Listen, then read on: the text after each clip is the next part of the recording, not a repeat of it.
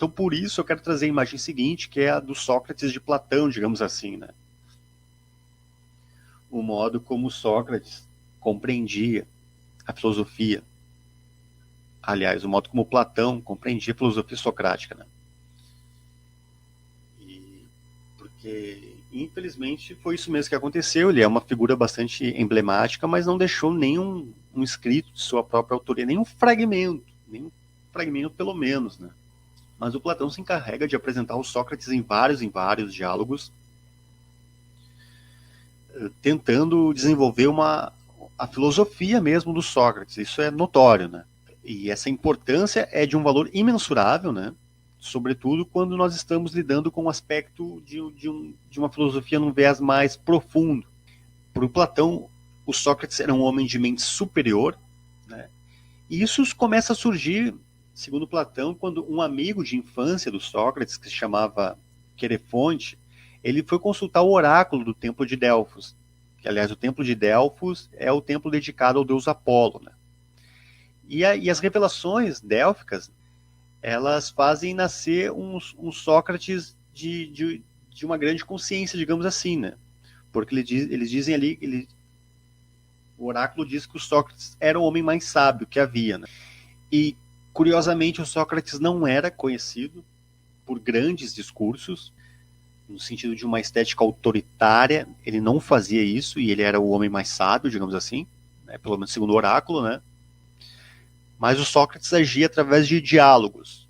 Esse era um método socrático, essa era a filosofia do Sócrates, né? O diálogo, e aí tem todo um contexto em torno disso, né? Que é a maiêutica, como eu falei, onde o Sócrates faz perguntas, onde o Sócrates questiona, onde ele constrói a característica marcante da filosofia dele, né? E são essas perguntas socráticas que vão conduzindo o encadeamento da conversa, né? No sentido de que o interlocutor tão, né, convicto de suas ideias vai se sentindo cada vez mais abalado, né? E ao longo do método socrático, da filosofia socrática, vocês vão ver muitas e muitas perguntas surgindo, muito mais do que vocês encontram em qualquer outro filósofo, né? Você vê isso basicamente no Sócrates de maneira realmente intensa, né? E o Sócrates estava fazendo isso no meio da cidade, com os jovens, sobretudo, né? Então o Sócrates talvez também ele é bastante discutido ainda, mesmo tantos séculos depois, e alvo de reflexões, por ele ter esse viés também de romper com a tradição, de andar com os jovens, que seriam, do ponto de vista teórico, pelo menos a renovação, né? E ele andava aí entre os jovens indagando, né? Provocando, né? E, obviamente, os seus discursos não agradavam a todos, né? Causava um verdadeiro repúdio, né? Os discursos socráticos daqueles, que eram muitos, inclusive, que não queriam aceitar rompimentos. Ele é, na verdade, né, ainda bastante discutido por ele ter uma espécie de característica básica da filosofia ainda, né? Contida nele, né? Aí foi sugerido a ele que se ele parasse de agir como um filósofo, fosse uma pessoa normal, digamos assim, ele poderia ser absolvido, mas ele disse que ia continuar sendo o que ele era, digamos assim, né? Não ia deixar morrer essa característica dele, e aí foi condenado a beber veneno, beber cicuta, né? Então agora eu quero ir para a imagem seguinte. Eu trouxe aqui essa imagem referente às guerras médicas, que eu acho que já desapareceu aqui, mas enfim, voltou. Que, no sentido de um breve contexto histórico, né, que é de onde surge o Sócrates, né? Porque quando o Sócrates surge a filosofia propriamente dita, talvez. Então, o reino da Pérsia, que seria, assim, a grosso modo, ali mais ou menos na região, hoje mais ou menos onde se localiza o Iraque, né? Ele estava numa expansão muito, muito, muito grande, crescendo cada vez mais, né? Até que foi encostando ali na Grécia, né? Ali no litoral, né? Então eles ocuparam a Grécia realmente, uma região ali mais do sul da Grécia, e antes de ocuparem as Grécias, eles vieram pelo mar, obviamente, E aí foram ocupando várias ilhas, porque a Grécia tinha várias ilhas também ali no oceano, que eram ocupadas.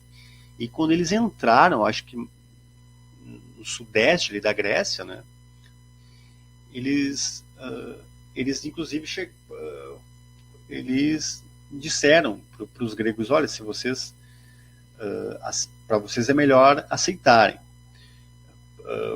porque os persas eram conhecidos por ser um império, era um império que tinha por característica não escravizar, né, os seus colonizados, e de certo modo interferir, digamos que pouco, no sentido de que a arte, a política desses povos permanecia, só que em troca todo o valor dos impostos eram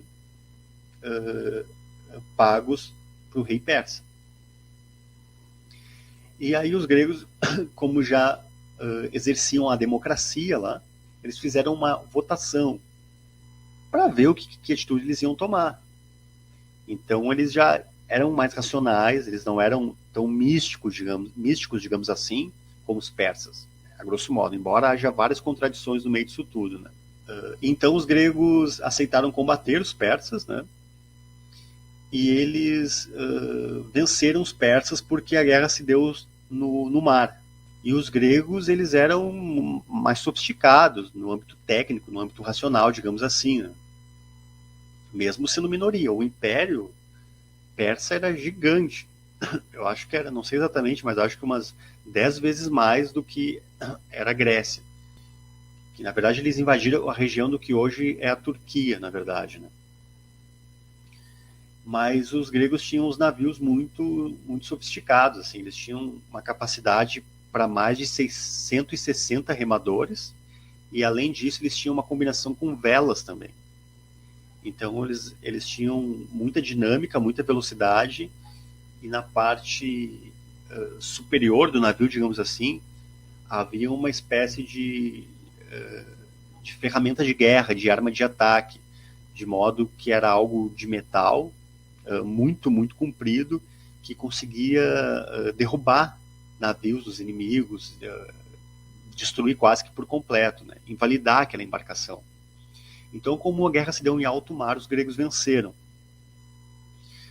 Então, Atenas saiu como a grande articuladora dessa guerra, dessa vitória. Em razão dessa grande articulação, eles já haviam então feito uma união, né, para combater os persas. Atenas ficou, digamos que com o grande mérito, e os impostos passaram a ser pagos para Atenas, e lá começou a se construir um âmbito cultural e racional muito, muito grande.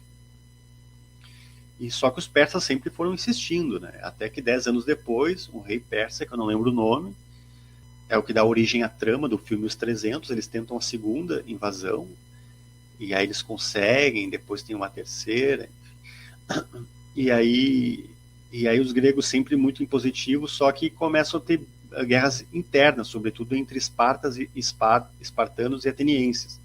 E eles começam a se enfraquecer. E acabam se tornando alvos fáceis para os persas. E aí é nesse sentido de questionamento, dessa desunião, que a filosofia do Sócrates vai tomando fôlego, digamos assim. Então, esses detalhes sócio-históricos, eles são fundamentais para entender a filosofia socrática, porque ela está ligada, sim, à história, ao que estava ocorrendo ali na região, né? E, enfim, até que depois eles foram, sim, ocupados, de fato, ali, pelo Alexandre, pela Mesopotâmia e tal. Essa imagem é de um filme do Rossellini, né, Sócrates. Ele tem mais alguns filmes também sobre filósofos. Tem filmes sobre se não me engano, sobre o Descartes, sobre o Santo Agostinho também. São filmes que vocês encontram no YouTube facilmente, com uma resolução bem legal. E são bastante fiéis ao âmbito conceitual dos diálogos socráticos. Então, a fins didáticos também, de pesquisa, são filmes que valem muito a pena serem assistidos. Está tudo ok aqui com a transmissão para vocês. Eu trouxe aqui algumas descrições da maêutica.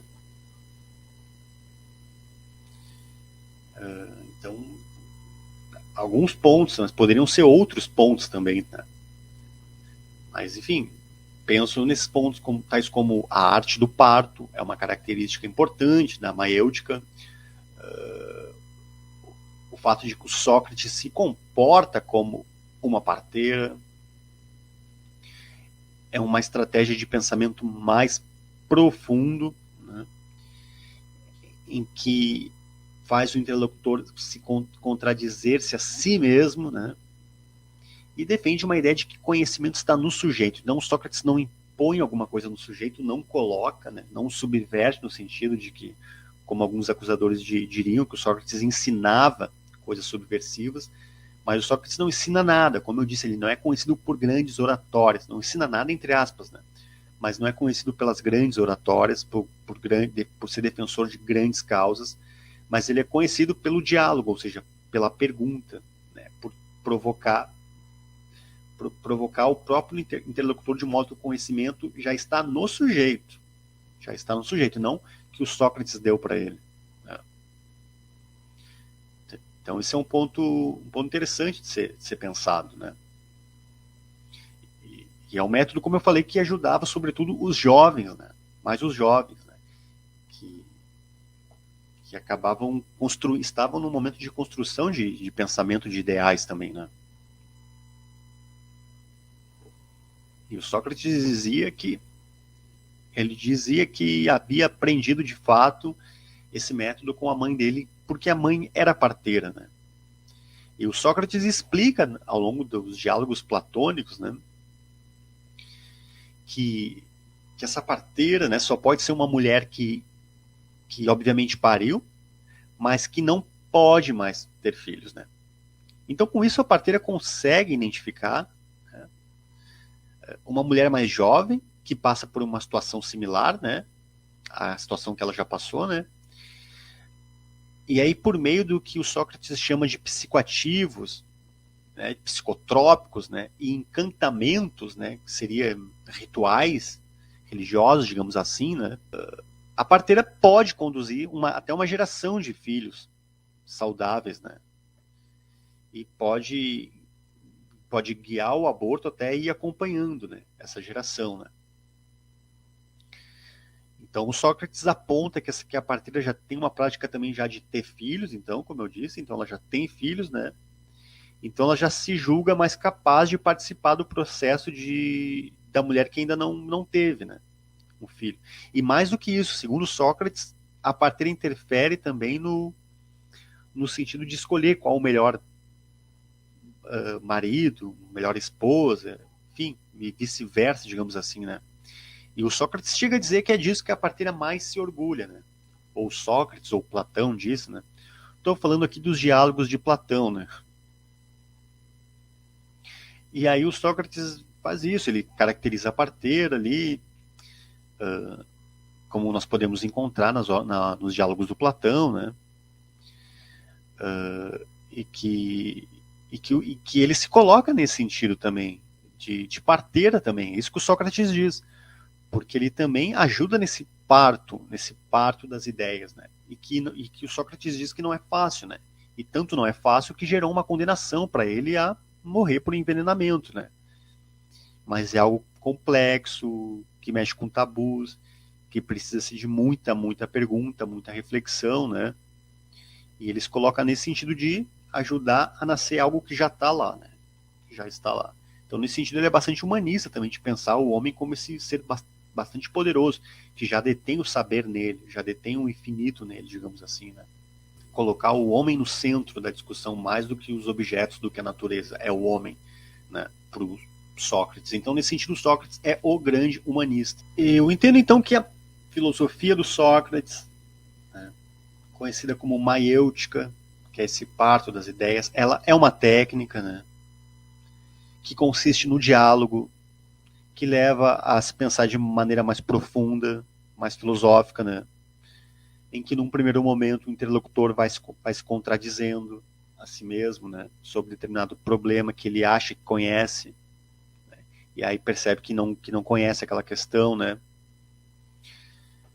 E aí o sujeito vai indo, conduzido pelo Sócrates, né, a desenvolver uma linha lógica sobre esse problema, né. onde ele vai às vezes se aproximando do problema e daqui a pouco se perde ele novamente, né?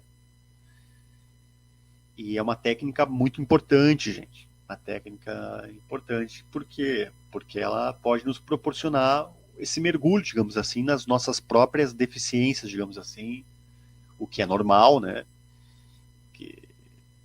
Porque temos conceitos incompletos, né?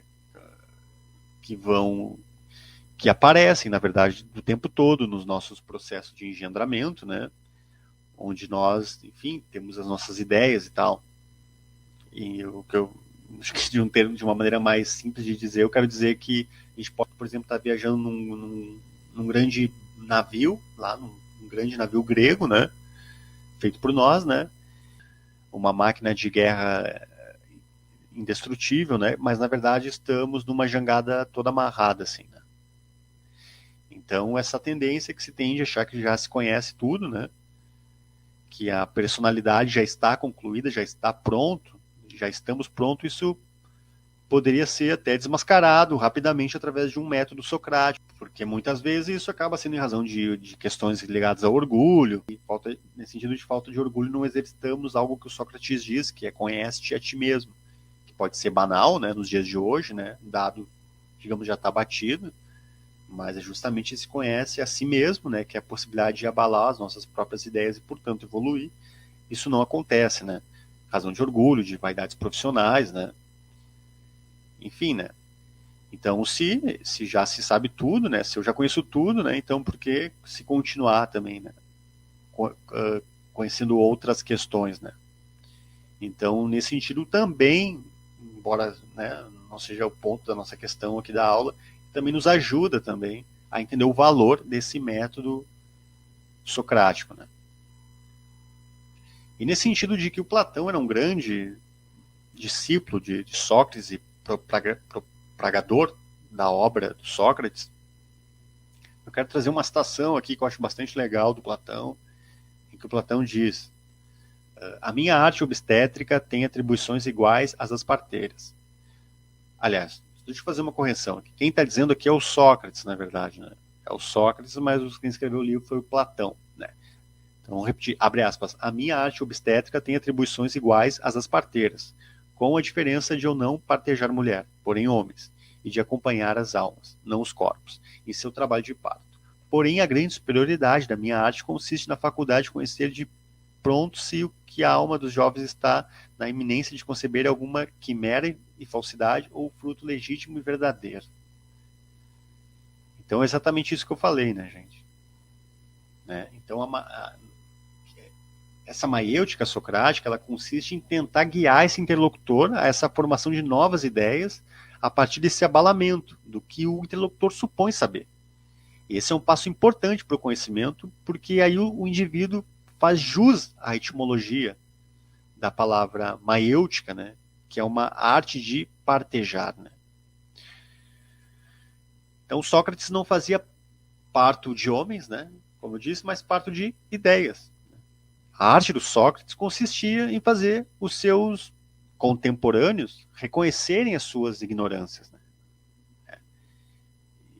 E aí ele faz uma conversa de modo a chegar nos limites do conhecimento, né? Ele faz o interlocutor ficar impossibilitado de formular uma definição. Ou seja, não era algo fácil, né? Porque aqueles caras eram também, os sofistas eram bastante inteligentes, né? De certo modo, né? Então era, obviamente, um grande trabalho de parto, como uma parteira mesmo, né? E muitas vezes as pessoas ali com Sócrates se viam esgotadas, né? E aí o Sócrates bebia vinho e tudo mais, aí amanhecia conversando, e aí enquanto todo mundo deitava para dormir, ele já saía com o sol nascendo buscando outro grupo de conversa, né? Porque é isso, quando esse interlocutor reconhece a ignorância, que tem essa possibilidade de um conhecimento verdadeiro surgir de alguma forma, né? Dá luz a esse novo momento, digamos assim, né? E esse conhecimento seria epistêmico, que o Sócrates chama, né? Contrariando a doxa, que seria a mera opinião, né? Porque o Sócrates acaba colocando de uma forma clara, né, quão embaraçadas são essas ideias desses atenienses, né, que não chegaram nem perto desse conhecimento que eles acham que chegaram, né. E é um problema típico daqueles que se deixam levar pelas opiniões, por meras opiniões, né, que não conhecem a si mesmo, né. Na verdade é um método que até de certo modo é simples, esse método maêutico, né? Embora o conhecimento não seja fácil, não seja simples, né? Mas é um método bastante fundamental para a história da filosofia, que para muitos inaugura a filosofia propriamente dita, ou seja, a era socrática, porque ao contrário do que antes do Sócrates, ou seja, ao contrário do que os pré-socráticos com a sua filosofia da física faziam, que era buscar na natureza, um princípio, ou seja, um arqué para tudo, o Sócrates começa a direcionar os seus estudos não para a natureza, mas para o humano. Então ele tem todo esse valor aí fundamental para filosofia, para psicologia e para algumas discussões ainda na atualidade, gente. Uma boa noite.